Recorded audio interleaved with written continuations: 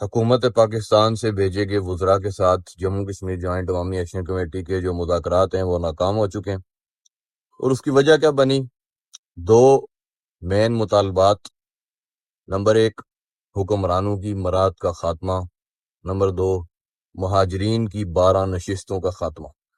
تو میں یہ چاہوں گا کہ آپ لوگ اس بات کو بڑی غور سے سمجھیں کہ وہ جو حکومت پاکستان کی طرف سے بھیجے گئے منسٹرز تھے یا وزراء جو خود لینڈ کروزرز پہ بیٹھ کے آئے تھے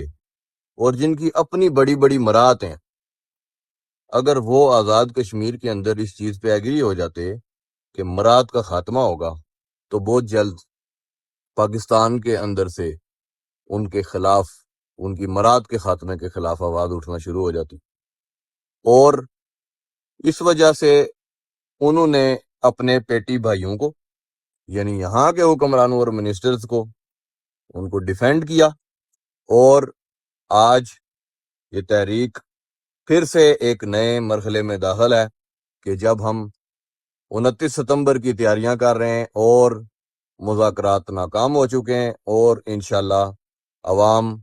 لاکھوں کی تعداد میں 29 ستمبر کو نکلیں گے، اور اس وقت ہی پھر مذاکرات کو دیکھیں گے کہ یہ کس طرح اپنی مراد کا خاتمہ نہیں کرتے۔ دوسری بات، مہاجرین کی 12 نشستوں کا خاتمہ۔ وہ منسٹر موصوف جو پاکستان کی طرف سے بھیجے گئے، یہ انہی کے مفادات ہیں کہ وہ اس وقت حکومت میں، اور آپ کو پتہ ہے جس طرح پاکستان میں جس پارٹی کی حکومت ہوتی ہے وہاں سے وہ پہلے 12 سیٹیں مینج ہوتی ہیں، اس بلیک میلنگ کی بنیاد پہ یہاں پہ 25 سیٹیں جو چاہیے ہوتی ہیں اس کی بنیاد پہ یہاں پہ حکومت بنتی ہے۔ تو وہ اپنے مفادات کے خلاف کس طرح یہ فیصلہ کر سکتے تھے کہ مہاجرین کی 12 سیٹوں کا خاتمہ کیا جائے، جو وہ یہ جواز بنا رہے ہیں کہ اس کے لیے کسی آئینی امینڈمنٹ کی ضرورت ہے، اور یہ آئین کے خلاف بات ہے۔ تو آپ کی اطلاع کے لیے عرض کرتا چلوں کہ آزاد کشمیر کی 13ویں ترمیم کے بعد آزاد کشمیر حکومت میں